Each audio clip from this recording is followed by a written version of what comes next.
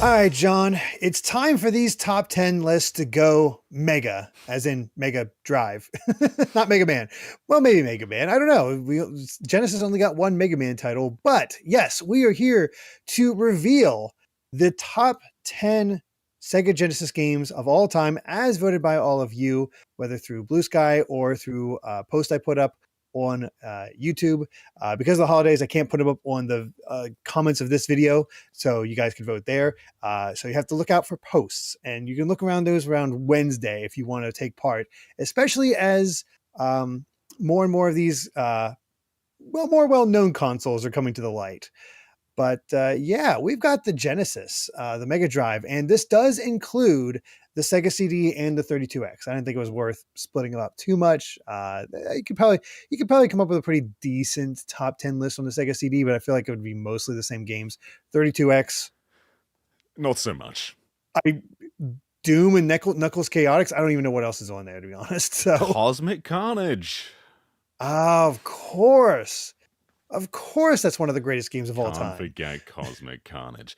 But no, this is at a point where I think this is one of the most revered consoles of all time. In its era, it was outpacing Super Nintendo in many countries. In some of them, it was more popular. It's super common to walk into a used game store and see Mega Drive. I see used Mega Drive games physically more than Super Nintendo games here. It is just such a revered one, and we're finally at that point where I think every game in a top 10 could be like the best game of that console. So there's no second place here. Each game that you're going to mention, I'm sure, is an all-time great for the system. Oh, absolutely. And there's like if I revealed the entire like top 30, 35, all those games are worth playing. I can tell you right now, just from looking at this whole set. Yeah. It's a pretty impressive list, all things considered. You really look at this and just see the sheer quality of the Genesis. And it was still of the era, because I went from Nintendo to the Genesis specifically because of Sonic. The Sonic marketing worked on me. I was like, I wanted a Genesis. I didn't want a Super Nintendo because, well, Genesis came out first. I didn't realize how much earlier Genesis came out than the Super Nintendo. When I saw Donkey Kong, then I wanted a Super Nintendo, but by that point, my parents were like, you already have a Genesis. You don't need a Super Nintendo. So I was out of luck there. But I'm glad it gave me the variety. I never took part in the console wars because I had an NES and I had a Genesis and I had a Game Boy. So I had both. I was like, they're all good. It's such an interesting time too, because nowadays you have one box and another box, and they're basically the same, apart from some exclusives that they paid for. In this era, though, every game was different. Even games that were the same were different. The entire library was so unique between Mega Drive and Super Nintendo, and Mega Drive was so good at that arcadey experience. There were some bigger games like Phantasy Star 4, but a lot of the games were just so pick up and play, and that kind of makes me replay the Mega Drive a bit more than Super Nintendo these days. Super Nintendo is more of like a strap-in experience, whereas Mega Drive just kick that thing on and play for a few minutes. Yeah, I can agree with that. Maybe that's why I like the strap-in sort of thing. I don't get a chance to. I like having a point, but like when we say arcade experience, it doesn't mean like endless stuff. There is definitely ends to a lot of these games, and there's still some that I would mind playing more of if I got the chance. But shall we get into the actual top 10? Let's do it. For reference, this has gotten the most variety of any console so far, with 202 different games mentioned. However, it didn't quite get the most votes. Game Boy still reigns supreme at around 250. Genesis got around 200 votes across all of them. So there's less people, more variety. Again, strength of the console. Yeah. Right there. So, John, what was the number 10 game? What's the 10th greatest game of all time according to everyone that took part in the poll? This is so tough to judge. I'm expecting most of the Sonic games to have made it because no one ever agrees which one's the best. However, let's start with Shining Force. It is not Shining Force. At number 10, Comic Zone. Comic Zone. Okay, cool. Yeah, I played this for the first time in I think it's Sonic Mega Collection Plus, and that art style to this day is just so striking. I picked this up when it came out, and I I love this game. It is hard. Yeah, yeah, It yeah. is brutally hard, but that style carries it through. And I kept working at it, and I legit beat it. I didn't have a Game Genie or anything like that for the Genesis. I actually beat Comic Zone on my own as a kid, which is nuts because you can get all the way to the end and lose that final battle, and there's no retries because that's the bad end. Mm, So tough luck. So figuring out how it all works, because it kind of seems like a beat 'em up, but it kind of is, but it's also not. It's so strange. mm. Annoying part is enemies like to block a lot. Yeah. I'm really excited to see the variety here because starting off with the Comic Zone is kind of a statement. And Mega Drive doesn't have like one genre that it just does endlessly. There's Mhm. racers, there's platformers, there's beat 'em ups. So yeah, what a cool one to start with. Yeah, I'm very happy that made it to the Yeah. top 10. 243 points, just to give a sense of what we're working with here. All right, John, number 9. Okay. I think some Sega CD games deserve to be here. I'm hoping there's more than just Sonic CD. I'm gonna say Lunar Silver Star. It is a Sega CD game. Hmm. It is not Lunar. Shame. It's Sonic CD. Okay, okay, all right.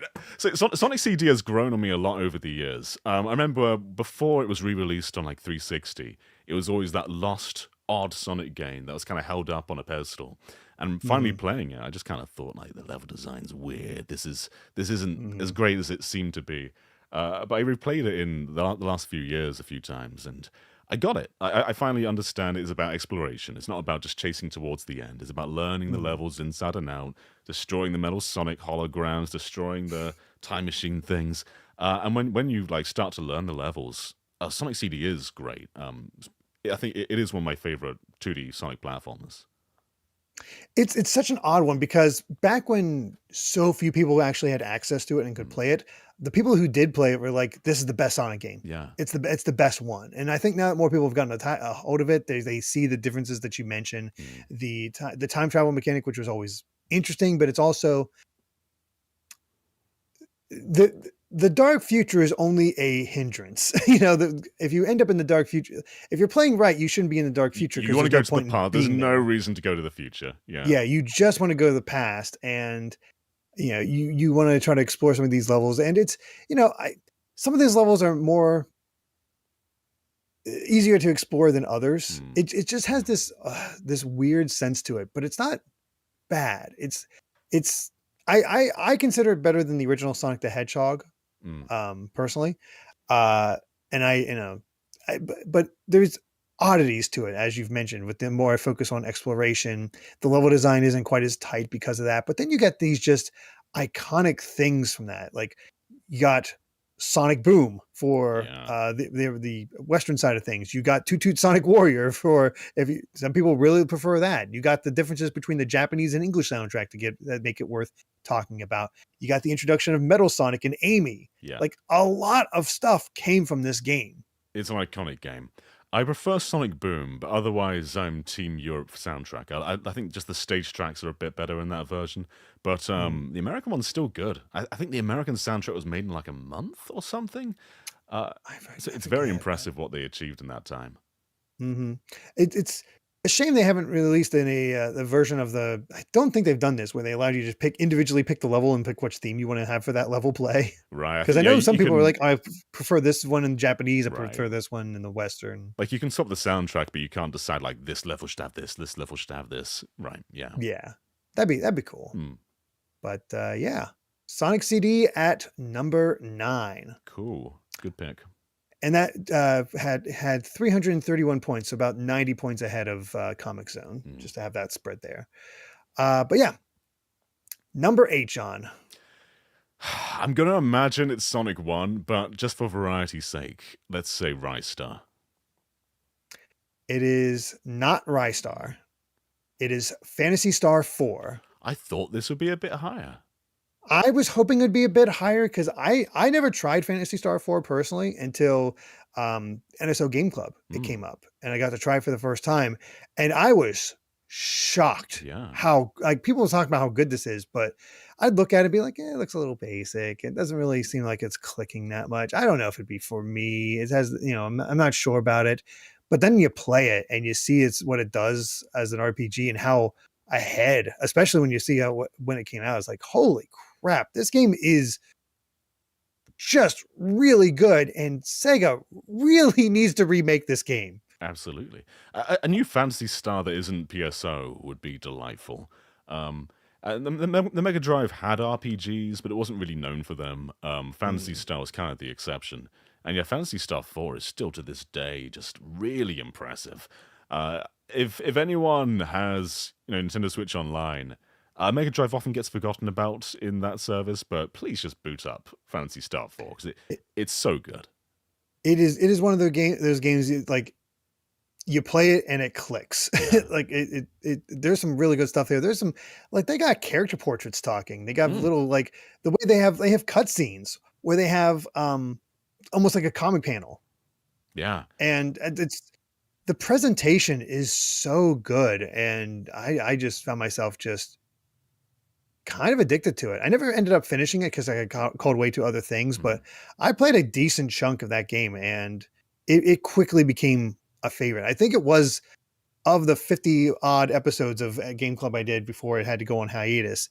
I think that was like one of my favorites on that I played. There's a lot of tech in here that you'd expect from a Sega CD game, despite it being on a cartridge. It's just super impressive with what it achieves. Yeah. Highly recommend checking that out if you're an RPG fan. Really hope that, again, Sega remakes this thing. They're giving that push to their other games, and I know Phantasy Star is like no more is online, but I think you could really get people's attention with a good single player one as well. Agreed. Big agree. So, all right. That was at 344 points, so only 13 points ahead of Sonic CD. Okay. But all right, number 7, John. I'm going to keep guessing a Sonic game, but put it alongside a different one. So, Sonic 1, but I'm going to say Shinobi 3. It's neither. Okay. Number 7 is Rystar. Rystar's here. Lovely. I've yet to play Rystar. I was saving in case I did get it on the Game Club, specifically because I've heard, again, this is one of the people just like, this is an amazing game. This is like one of the best platformers on there. It's so fun and interesting. And why doesn't Sega recognize this thing more? And I was rooting for it because it was like the little game that could. It just kept getting more and more votes, slowly climbing up the ranks as I was tallying things. I was impressed to make it that far. But you've played all of Rystar, I'm guessing. Yeah.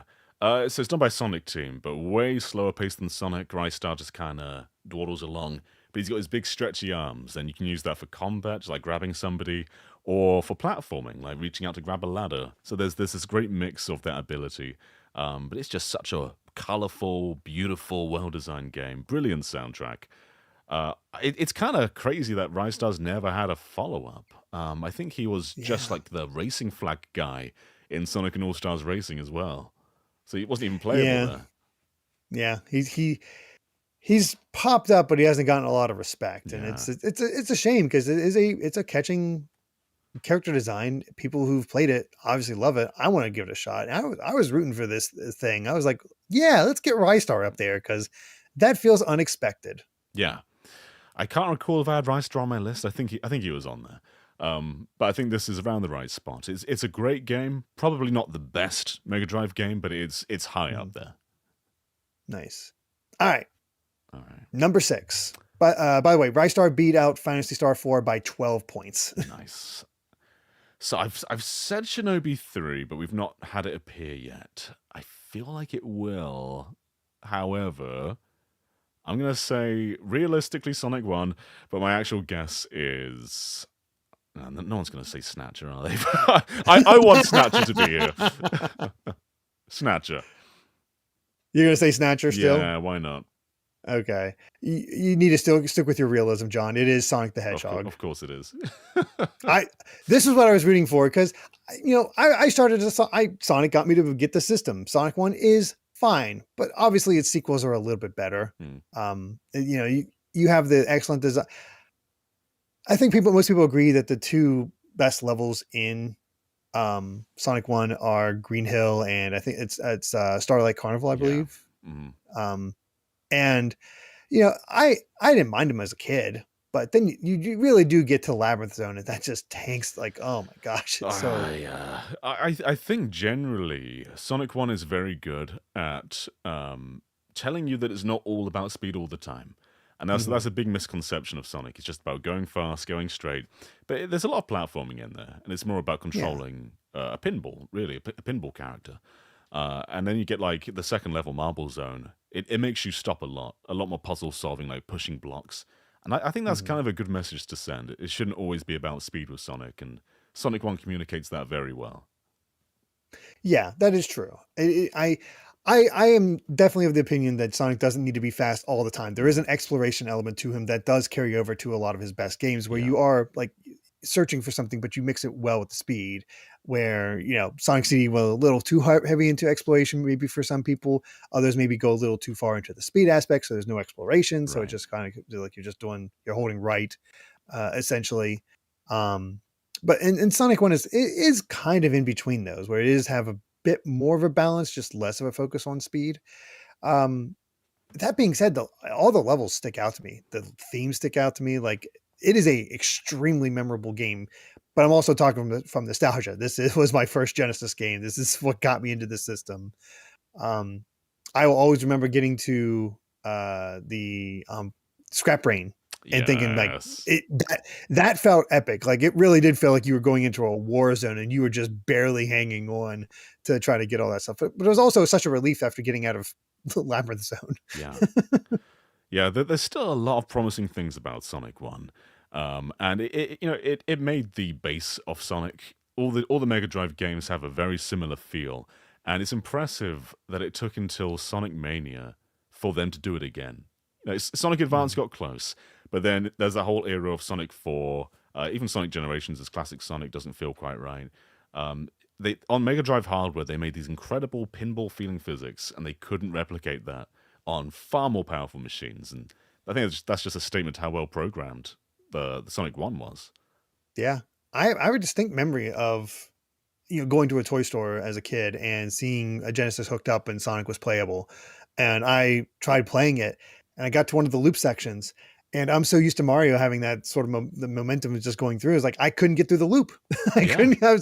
I couldn't figure out how to get through the loop until I finally backed up and used momentum. It's like, oh, Mm, it clicked with me. It was you wouldn't think it because it's about that with Sonic, but no, when you first get into it, it is very different to have that physics engine there and not be able to just hold right and go. right, right.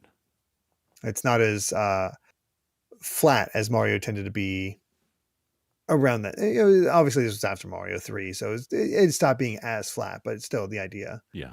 Um, but yeah, only 4 points ahead of Rystar. One person Rystar could have changed nearly that. beat it out. Yeah. At one point, there was like a 12-point difference between Sonic and from Sonic 1 to Sonic CD. And there were points where Sonic CD was ahead of Sonic 1, where Sonic was at the bottom. It was all over the place. Each vote seemed to change up these four in particular like crazy. Wow. So it was quite interesting.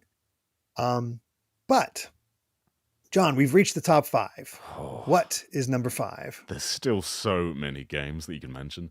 Konami have two, which I feel like are some of the best on the system and will make it here. Mm-hmm. Contra Hardcore or Castlevania Bloodlines, they both deserve it. I Mm-hmm. think I think Castlevania might have got it. So let's say Castlevania Bloodlines. You are correct. Oh, Castlevania Bloodlines at number 5. okay. Did Contra make the top 10? Contra did not make the top 10. Okay, I It's won't. up there, but All it did right. not make the top 10. Okay. Yeah, that makes sense. I think Contra Hardcore is incredible too, but I think Castlevania deserves it.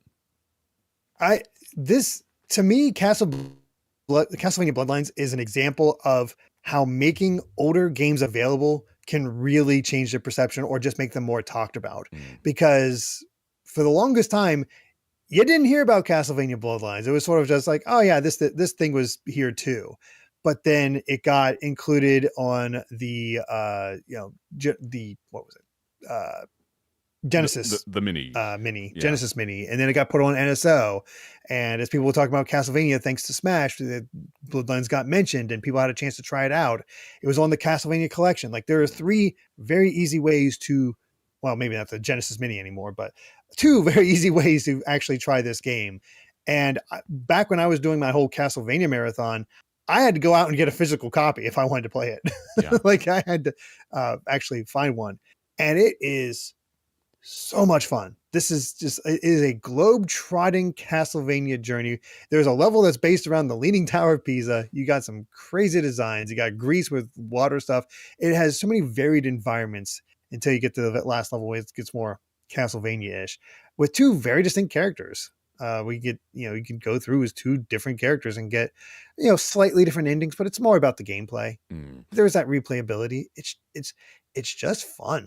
This is that shining example of a developer just making two very different games for Mega Drive and Super Nintendo. And Konami did this with both Contra and Castlevania. Like Super Nintendo got Contra 3, Mega Drive got Hardcore, Super Nintendo got Castlevania 4, and this one got Bloodlines.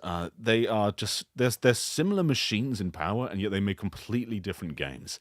And it just made you want to have both systems, because the libraries are so different, even with the same franchises. And as you're saying, Bloodlines is like different to anything else in the series. It really stands out. I can see why people are starting to recognize that now. And back in the past, it didn't really show up on top 10 lists much, but No, it's pretty common now, especially as we're seeing with what you curated here. yeah, it really is one of the. This is the reason for preservation. This is the reason you make your games available, because it can introduce that new set, and all of a sudden you have this stuff reevaluated. And that's, I like seeing those elements, and I'm curious how much that'll happen in the future as well, since we've gotten more games get more re-releases and become a little bit more widely available. Yeah, does a ton. See how that all goes, but I can't argue with Castlevania Bloodlines. I was like, okay, maybe it'll make top 10, and then it started getting more and more votes. I'm like, hell yeah. Yeah. And it very solidly beat out Sonic and the rest. Like Sonic 1 was at 360 points. Bloodlines is at 506. Whoa. Like, okay. Wasn't really close between those two. But there's another bit of a point gap between 5 and 4. So, John, what is the number 4 game for the Genesis stack? So we're running out of spaces. Sonic 2 and Yes. Sonic 3 are probably going to appear, which means we only have spaces for 2 more games. And that's not enough, because we haven't had Shinobi 3 yet. We've not had Shining Force yet. Most importantly, we've not had Gunstar Heroes yet. And so, while I want that to be further up, I'm going to say that was number 4. Number 4 is not Gunstar Heroes. Okay. Number 4 is Streets of Rage 2. Yep, that deserves to be here too. Just to get one of through the this, best is the next one Gunstar Heroes? Yes. It is. Okay. So, it's going to be either way around. It's going to be Streets of Rage or Gunstar Heroes. It was literally back and forth. Yeah. These two went back and forth constantly. It was actually very fascinating as I was tallying Streets of Rage 2, because it nearly, until there's a surge from people filling out the votes later, where is it number 2? Whoa. Like it was that regarded for a while. It was pretty wild, or at least really close to it. But yeah, Streets of Rage 2 is so much fun. Like one of the best beat 'em ups of all time. Still really replayable. Great characters, great set of moves. Like it is a better sequel to the original in just about every way. Fantastic soundtrack. Incredible. My God. Yeah. The Mega Drive has a lot of beat 'em ups, whether it's Golden Axe or Streets of Rage. And Streets of Rage 2 still just stands above all of them. It's rare for a sequel to a beat 'em up to be that highly regarded, but Streets of Rage 2 just manages it. It's more of what you love from the original, but the ante is just up to 11. It's so much fun. And if you're able to play it on NSO, you can play multiplayer online. And I always suggest you play Streets of Rage games with someone else, because that just adds another layer to it. And it's never been easier to do that than right now. So if you're to play any NSO game, Phantasy Star 4, of course, but also Streets of Rage 2. Yeah, I love this game. I'm so glad we got Streets of Rage 4 down the line and just continued that love of this series. Um, I I did not own this as a kid because I just missed out on it, but a friend had it and we played it together, and that was a lot of fun Mm, playing through that multiplayer as a kid. yeah. I had a physical But cartridge of man, the first game, but I didn't come across the second game for years. When oh, finally playing, I was just kind of expecting more Streets of Rage, but something higher than that. it's amazing how smoother it feels because Yeah, Streets of Rage 1 is definitely stiff, yeah, for sure. but 2 smooths it all out, gets that soundtrack, just great for writing levels. Play Yeah, it. Play it, honestly. I know a lot of people were like, I missed out on the Genesis. That's why you should take advantage of the NSO. there's a lot of good Uh, games in it. Do not sleep on it. Just because it's the only mhm. non-Nintendo console on the service, don't sleep on it. And I know we've had 1,000 Mega Drive compilations at this point, but you already own it as part of your subscription, so just go Yeah. ahead and play it. I so far every one of these games is on the NSO service. I don't think Rystar is, and obviously Sonic Oh, CD you're is right. not. Sonic 1 isn't. Only Sonic 2. Oh right, Sonic. Oh god, that's weird. Yeah. God, that okay. Anyway, I was going to say, what do you think number 3 is? But you already guessed that it is Gunstar I would have Heroes. been disappointed if it weren't here.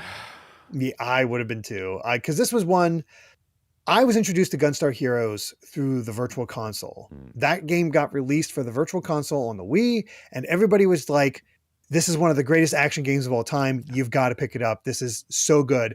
And with a lot of those Virtual Console titles, you're a little nervous about getting it because you're like, you went with the familiar with Virtual Console mm, because you're spending $10 right. on a game. I got it just because it was getting so praised, and it was like, yeah, it is that good.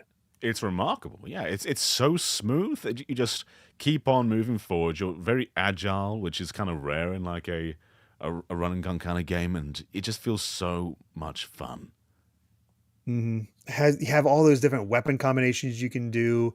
You can go in any order for the levels. Get some really tough as nails sections too. Yeah. Like it is not an easy game, but it is a lot of fun. Yeah, I've been saying like any game from the Mega Drive top 10 probably could be number one, and this is one where like I think this could very easily be regarded as the best game on the console. It's Mm, just so easy to play. It's a tricky game, but I can be in any mood and I'll be up for Gunstar Heroes. It's just so easy to be in the right frame of mind to play this game. I I think what makes it so interesting is that unlike like a Contra, there's close up options as well, and Yeah, it's not even like Metal Slug where you have like a little knife slash. No, you're tossing guys around, and that just feels good to do. Is just grab a hold of a guy and just chuck him somewhere, and then keep shooting and figuring out what the best combination is for certain weapons and yeah. making that all work. Like you can play the game several times and really get a different experience for each one. And I enjoy like, do you like shooters? Yeah. Have you played Gunstar Heroes? No, we're playing Gunstar Yeah. Heroes. As Terry says, Treasure really knew how to make how to use the hardware to its fullest, and every time, Treasure Mhm. in that era are among the best developers. They made games that no one else was making, and they still like stand the test of time, if not, or even better today, because there's so little Yeah, else like these games. man, I wish it was more active. I don't know what Same, happened. I don't think they're same, gone, same. but I don't know what they're I doing. think it's like a skeleton crew there now, just sort of re-releasing and archiving their older titles. It's such a shame. Yeah. Uh, but yeah, Gunstar Heroes. There's points where these two games were tied. Hmm. Like they just had the same amount of points, but ultimately Gunstar Heroes ended up with about 20 more points than Streets of Rage 2. Whoa. So Okay. had a last minute resurgence for as I was finishing up tallying. All right, John, I think you know what 1 and 2 is, but here's the question: which one is number 1? Which one is number 2? If you asked this question 10 years ago, I think the answer would be obvious. But I think the public have come to agreement, mostly, that Sonic Mhm. 3 is the better one. It used to be Sonic 2 was always held as the best Sonic game. And I think that's changed now. I don't know. Whatever. I get in different moods. I never quite know which one is my favorite. Sometimes it is Sonic 2, sometimes it's Sonic 3. I find whenever I come to replay Sonic 2 and I hit like Metropolis Zone, I just groan. Like I don't want to play that level. Sky Chase is a little bit tedious sometimes. Like there's parts of Sonic 2 which do go lesser. Sonic 3 and Mhm. Knuckles, though, especially when combined as one big game, it's definitely a less easy to play one because it's much longer. But I think it's overall the smoother one. That there's less slow points other than the Barrel of Doom, figuring that out the first time. But I think Sonic 3 probably took it as number one, and Sonic 2 is number two. You are correct. Okay. Yes. I was wondering how close these two were going to be. And ultimately, Sonic 2 never caught up to Sonic 3. Yeah. It was always like it was always in the conversation, but Sonic 3 just hit the number one spot for so many people, and it just kept getting further and further away. Uh, Nothing else came close to Sonic 2 and 3 though. Like Gunstar Heroes was at 676 points, Sonic 2 was at 1,134 points, 3 and Knuckles 1,391 points. So there was a Wow. big gap between 2 and 3, but yeah.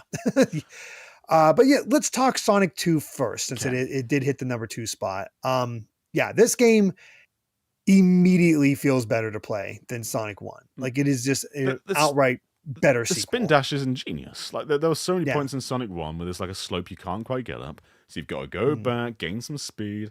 And it was fine, but the spin dash is just such like a no. Once you have it, it's a no-brainer, and they've retroactively put it back into Sonic One in so many re-releases. Just because it's hard to picture Sonic without the spin dash at this point. I remember playing Sonic 2 and then I do like a marathon. Like, okay, we'll do Sonic 1, then Sonic 2, Sonic 3. But every time I went back to Sonic 1 and not having the spin dash would always feel weird. Mm. It's such a natural extension. Yeah. And I was saying how with Sonic 1, like Marble Zone was kind of like it's showing you that Sonic isn't always about being fast. A Mm. Chemical Plant achieves that better. So Chemical Plant has a Yes. lot of speedy moments. It's not taking that away from you. But then you've also got those moments where you do have to slow down. There's those points where, you've got those platforms going over the purple liquid, and you don't want to go in the purple liquid because you might drown. It is No. a slower route. So you slow down and you try and platform better. Sonic 2 is very good at communicating that sometimes the best way to be fast is to actually go slower so you can get the higher Mm. route. Yeah, it really did present the whole thing with if you do better and stay to the higher route, you will go faster. Mm. It'll be safer, all that stuff. But it's tricky to stay up on that higher route, which is a nice risk reward mechanic. I replayed Sonic 2 over and over again as a kid. Part of that is because, as you said, that final set of levels is tough. Mm. Metropolis Zone, I never like Metropolis Zone was like very akin to Scrap Brain, where it's definitely hard on you, but there's something epic feeling about it. I never minded Metropolis Zone as much as other people, but I do get that it having 3 acts compared to every other level's 2 acts Mm. does make it a little long in the tooth. The flying section was always a little wonky. I was always nervous as I'll get out with the Air Fortress. I forget the name of the zone itself, but Sky the Fortress, right? front Sky Yeah. Fortress. That's it. Um, and then you make it to space, you on the death egg, and then you have no rings to try to beat Silver Sonic and the death egg robot. You And have to good memorize it. God, You're going to die over and over again. You've got to just nail that down perfectly. it took me so long to Yeah. get that down, having to be so patient. Thankfully, replaying the game, like running out of continues and having to replay the game from the start, was always fun because there's some great Mm. levels in between all that. But oh my gosh, learning Silver Sonic, learning the ways things came out, I think that was my first real game to teach me like boss patterns. Mm. With Sonic 1, you had the Chaos Emeralds, but they didn't really do anything. Whereas now you have the Mhm. tangible reward of Supersonic, and you can get Supersonic really early if you're really good at the special stages and you manage to get 50 rings and get the checkpoints, and that's going to help you out later.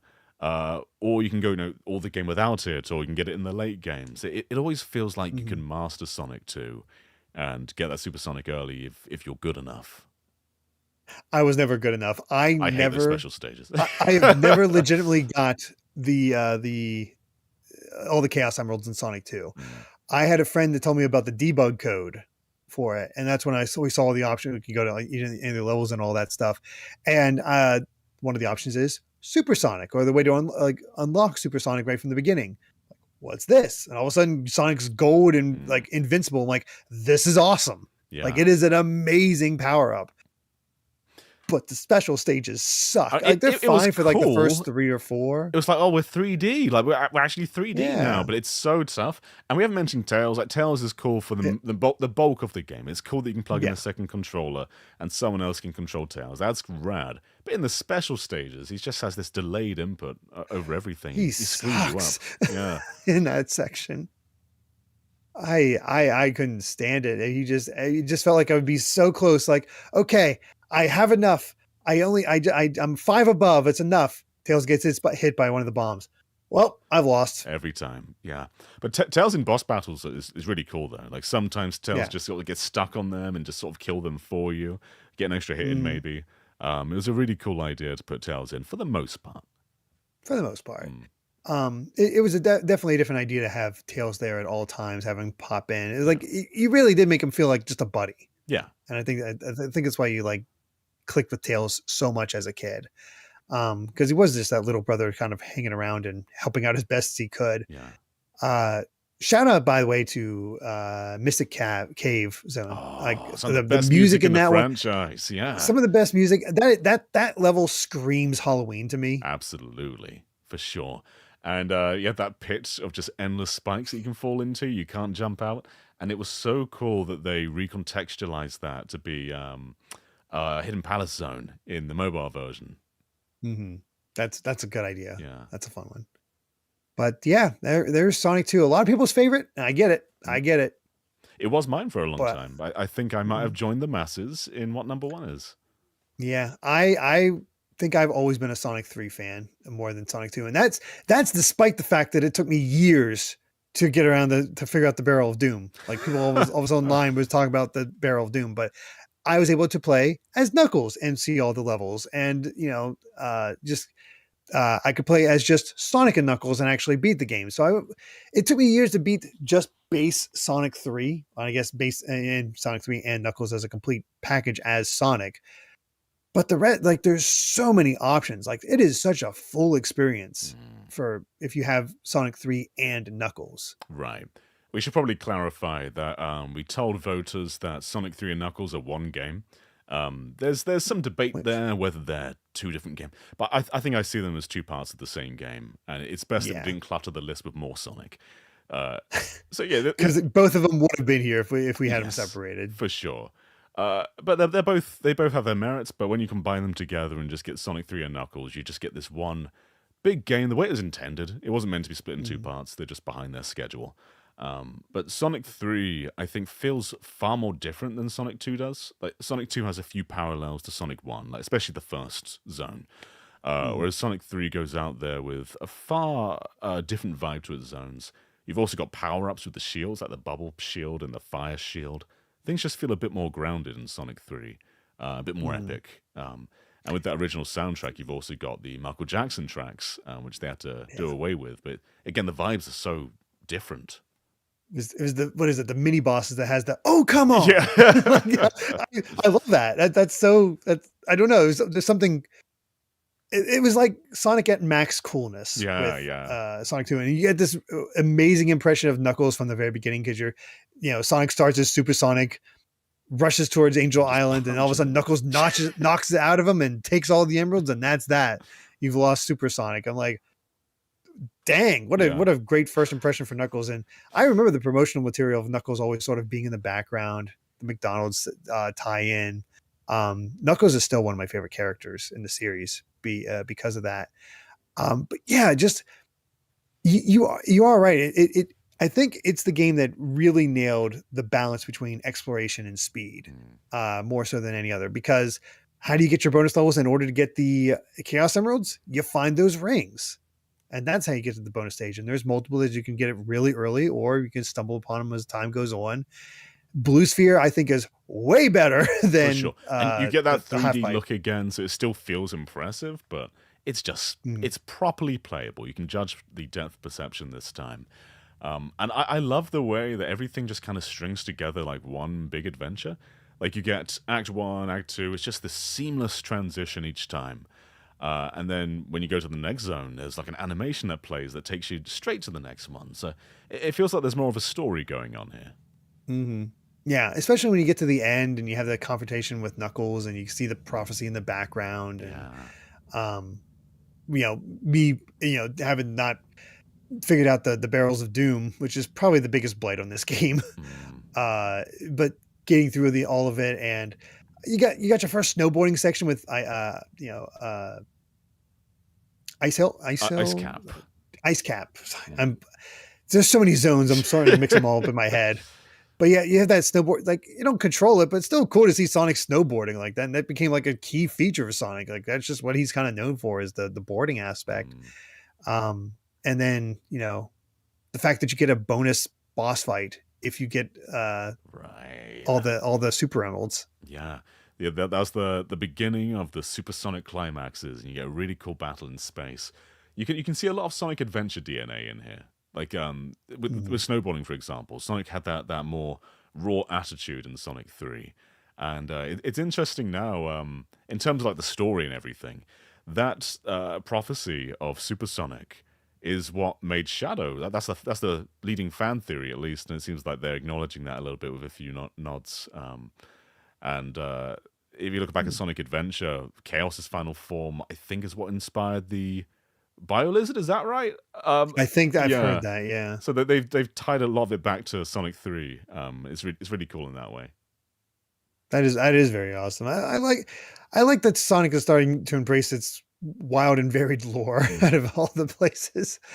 But yeah, it's again, you have the full Sonic playthrough, you have Knuckles playthrough, you could play through as Tails. Then there's despite the fact that there were two games split up, like one game split up into two, they made the most of that with that lock-on technology. Whoever came up with that was a brilliant idea, especially Absolutely. coding in making Knuckles playable in Sonic 2, because that game made that game more replayable because you wanted to go through all of that.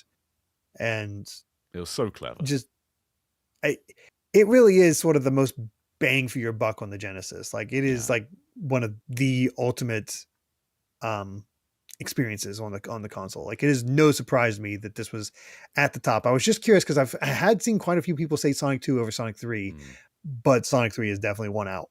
Yeah. It's interesting you mentioned the playable characters too. Like, Tails was in Sonic 2, but you couldn't make them fly. And when you're playing the core game, like, Tails flies back when they die. And it's like, I want to make Tails fly. And they do it here. They give all the characters their own ability. Like, Sonic gets that second, like, a bit more of a... It's probably the least special of the three characters, but he gets a bit more of a hitbox with his jump. Knuckles can glide, Tails can fly. It just makes every playthrough feel cool. I think my only criticism of Sonic 3 is sometimes the acts get a bit long. You definitely get some where you're hitting the like 6-minute mark or even more than that sometimes. But that's not necessarily a bad thing either. Yeah, it can definitely be quite lengthy, but some of these levels do stand out. Like, I think Hydro City is probably one of the best water levels in Sonic, just because it really does reward, like, you stay on the top path, you're not going to have to worry about the hot water. Yeah. And Are we up not no functions debate about how to pronounce that? We're just sticking with Hydro City. I used to say Hydrocity. Yeah. As a kid, I said Hydrocity because it was one word. They wrote it as one word, so it was Hydrocity. Yeah, it makes more sense within Sonic themes. Like, there's always like a city level or something zone. Like Hydro City, I think is what they were going for, right? I think so. Yeah, I'm pretty sure. But yeah, I love that game. It's a shame that they couldn't keep the soundtrack for the re-release, but hey, at least it's playable for the first time in God knows how long. Yeah. But, there's no debate, though, between the original soundtrack and the PC/modern soundtrack. There's no debate. Mega Drive was so much better. Yeah. Yeah. They should have let T. Lopes get in there and remix those songs. Love that. I mean, it's cool that they went back and brought those PC songs in there. 'Cause there's some legacy to that, especially because we learned that those were the original ones from the beta leak. Like, before Michael Jackson came in, the PC soundtrack was the original soundtrack. But they still formed a better one on the Mega Drive, like the retail version. Yeah, well, for sure, for sure. But yeah, there is our top 10 list of Sega Genesis / CD / 32X games. No surprise that no 32X games made it on here. I do want to go through some of the stuff that did not quite make it. Yeah, I'm interested. So, Like, this was a good list, but there's a lot of Sonic, and the Mega Drive has far more than Sonic. So let's go through these. yeah. So it was close. It nearly caught up. It was. I was wondering, but Comic Zone stayed just a little too far ahead every time. At number 11, Rocket Knight Adventures. I was wondering if that would make it on here. I wasn't sure if it had quite the pull in the same way as other games, but just barely making it is very impressive. Yeah, I never played it myself. I know it had that re-release. But I've not tried any of the Rocket Knight games. But it's so close. I was like, oh man, that'd be interesting. But then I love Comic Zone, so I was split on it. So in my head, personally, my own thing was like, I kept kind of hoping that Sonic 1 would just like, okay, well, I'll deal with Sonic CD being on here, but let's move Sonic 1 down here because Sonic 1's fine. But in reality, Sonic CD lost to Sonic 1. Yeah. I hope Rocket Knight Adventures is not on NSO, is it? Don't think so. There was also that 360 Xbox Live Arcade remake of Rocket Knight Adventures as well. Oh yeah. Yeah, who knows because of that compilation if they'll actually put it on NSO. Probably not, but oh well. At number 12, only 22 points behind Rocket Knight, Shinobi 3. I thought Shinobi 3 or Revenge of Shinobi would make it in the top 10. Didn't quite do it. I think if we said just one Sonic game, then maybe it would have, but I don't know. Yeah, it's way it is. But here's my big surprise. I did not expect this one to do so well. With 168 points, Mega Man: The Wily Wars. Interesting. I think it became much more widely available, so people played it a bit more. And I played them.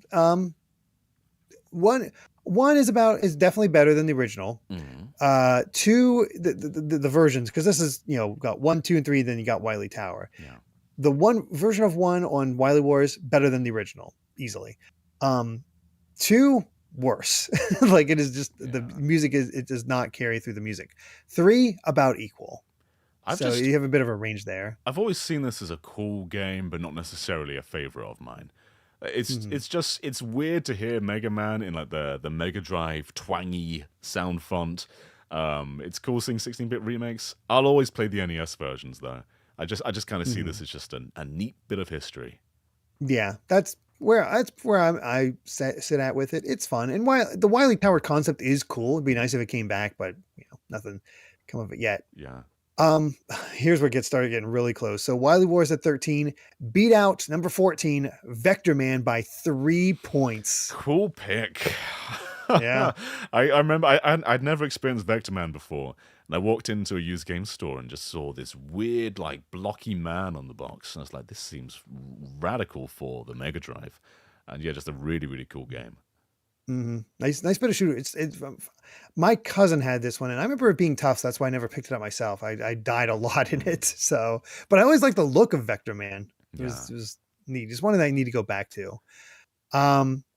Vector Man beat out number 15 Contra Hardcore by 1 point. Oh, this is perhaps the best Contra. I think it's between this and Contra 3 for me. Hardcore is just so much fun. It's brutal too. I've played a little bit of it. It is definitely up there as one of the tougher Contra games, I'd say. Yeah. I'm really hoping Shining Force is in the top 20. It deserves to be. Well, you're in luck because Shining Force 2 is at number 16. Okay, we're good. It was about 15 points behind Contra Hardcore. So it was close. It was climbing, but it was very apparent early on. It's like, oh, this is not going to make it. When we do Saturn, Shining Force 3 is absolutely going to be in the top 10. I hope so. Because I know that's definitely raised up as one of the greats. Yeah. Number 17, Aladdin. Interesting. Okay. Yeah. And I am one of those weirdos. Well, maybe I don't know about weirdos. There's that debate between the SNES and Genesis version of Aladdin. And I grew up with the Genesis version. I think it seems better, but They're so different though. Like they're they're very completely different. different. This one done by Shinji Mikami, or was that the I Super Nintendo one? No, that'd be the Super Nintendo one Okay. because that was the Capcom one. This was Virgin Interactive. Ah, that's This right. one is That's the one that right. was like very smooth, gave Aladdin a sword. Mm. Like the animations were like I think pulled from the actual cells animation, so it's like cool tech behind it. Yeah, they did very similar stuff with Castle of Illusion, which I think might also be here, perhaps. It is. Okay. It is at number. It's actually the next one line Okay. at number 18. Castle of Illusion, which was in the top 10 for Master System. So I was expecting World of Illusion to be the one up top here, but no, I think it's it's just still more Castle iconic. Illusion. I Yeah. love that bounce, just butt stomping on an enemy and just getting launched into the air. It's such an iconic bounce. I'm not that familiar with Castle of Illusion. I grew up with World of Illusion, which Mm. was cool because you had that multiplayer because you could play as Mickey and Donald. But if I remember Yeah. correctly, with World also, you couldn't see the true ending unless you played multiplayer, Oh, is that like played right? the co-op. Yeah, I think you just sort of stopped at one point. You needed co-op in order to see the whole thing, so that might Yeah. be a bit of a knock against it. But I still like the Mm. of Illusion games. But tying, actually, it was 18. 18 was a tie because Monster World 4 also got Oh, 112 points. wow. I haven't actually played So this one. I want to though. yeah, I've not touched this one. I'm not super familiar with it, Mm. but The time will Monster come. World series tends to be pretty good. Yeah, it's never too late. You can Uh, always play a Mega Drive game. And then number 20 tying once again. So we technically 2021. Mm. Dr. Robotnik's Mean Bean Machine and Dynamite Heady. We got some Puyo Puyo in here. You were asking me Yep. when you were counting things up, like should I count Puyo Puyo as one game? And like Puyo Puyo 2 only released in Japan, and that's like the famous one in the series. Mean Bean Machine is Puyo Puyo 1, which has some quirks, but it's the one that everybody in the West played though. Mm-hmm. So Puyo Puyo 1 only got 12 points. Mm. So if I include like I didn't feel right including Puyo Puyo 2 because it is a significant difference. Yeah. Puyo Puyo 1 is essentially the same game, so I was like considering it, but I realized even with that it wouldn't have made a top 10, so it didn't matter. No, it's cool that it's here though. Even with Puyo Mhm. Puyo 1 rules, it's so funny seeing like an adaptation of the Sonic cartoon, like getting those characters and that visual style. It's just it's a funny game. Mm-hmm. Very much so. So and Dynamite Head, I think that's another treasure game where you like Mm. change out your heads and what you can do. So that was a nice little surprise to see it make it up here. Yeah, for sure. Just some other notables as we go down the list. Just a little bit further, right behind Dynamite Heady and Mean Bean Machine with 108 points, so 1 point behind Toe Jam and Earl. Oh, interesting. I've never played that one. They're So good. They're good. I didn't think they'd make a top 10. I wasn't sure they'd make a top 20, but they definitely are worth playing. it's top 30 Yeah. apparently. Right behind that, with 97 points, the original Shining Force. Okay. Then Alien Soldier Mm-hmm. with 96 points. Pulseman made it up here, Interesting. a Game Freak game. Yeah. So And that is on NSO as well. yes, it is. Again, making that available. Mm. I wish this one had done a little bit better, but I'm like okay with fine enough with this one. Beyond Oasis. That would have been cool. That would have been very cool. Mhm. Yeah, but I don't think it's like a household name. No, it's definitely not, which is a shame. But otherwise, just 3 points behind that with 81. Here you are, John Snatcher. There we are. Again, probably not enough people have played this, but it's so cool.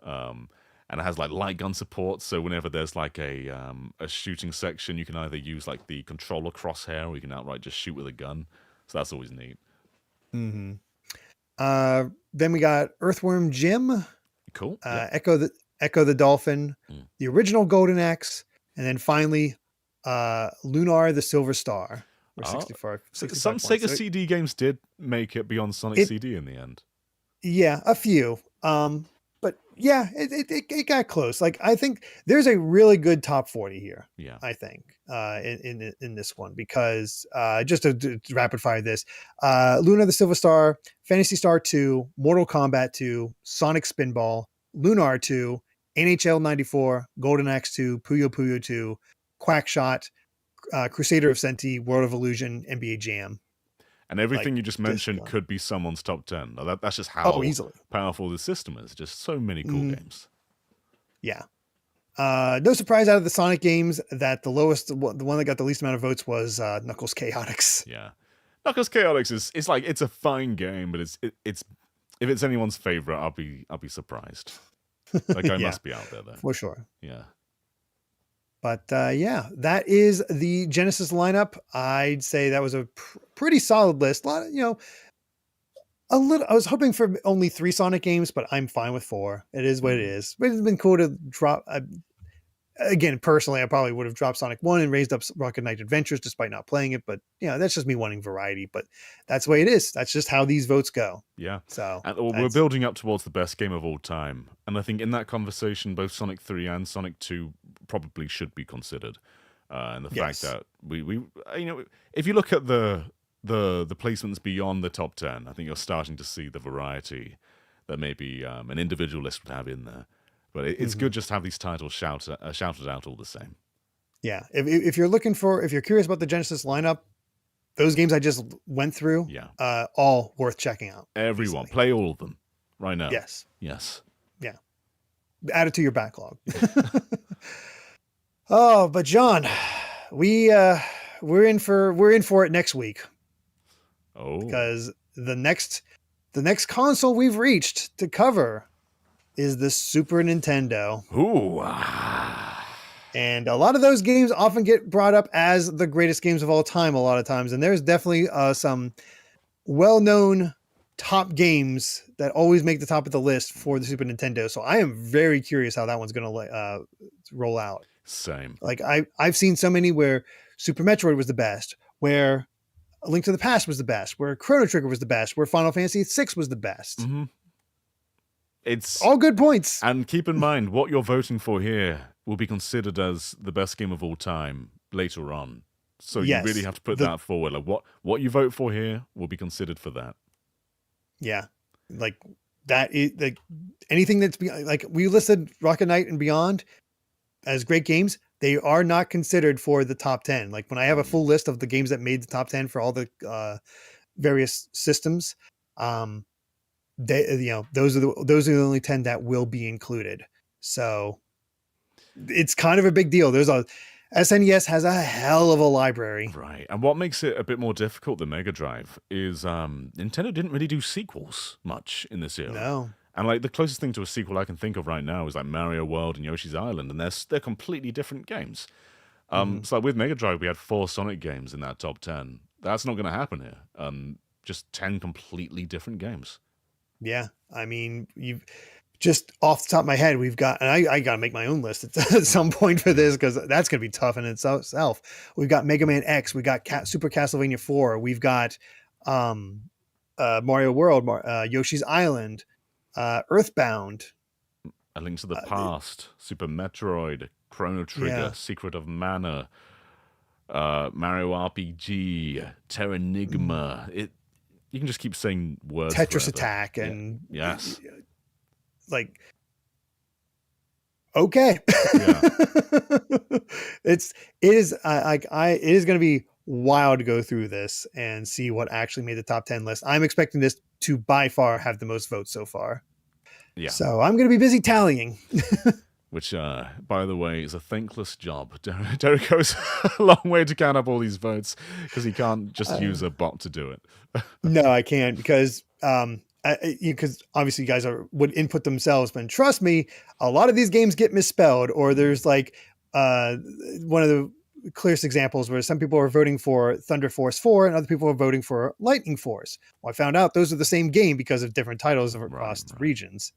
So you got to figure it out. So you kind of need a human touch if you're going to get the details right. So that's why Contra Hardcore didn't make it, because everyone was voting for Probotector Hardcore. Oh, yes. Couldn't find it. Yeah. Of course. Didn't see Probotector show up once. I'm not surprised. That name hasn't quite stuck. No. They have a cheeky reference to it in the new Contra game. That Way Forward remade, where I think like the robot ally friend they have is called the Probotector or something like that. So there's still, it's there. Either way, though, we talked about this one for quite a bit because, well, there's a lot to talk about, and I have a feeling it's just going to keep that going. So yeah, that covers it for the top 10 Sega Genesis /CD /32X games of all time. Thank you so much for watching. If you enjoyed this video, please consider supporting us on Patreon at patreon.com/dvgaming. But even just subscribing to the channel and ringing that bell helps us a ton. So until next time, bye. Bye.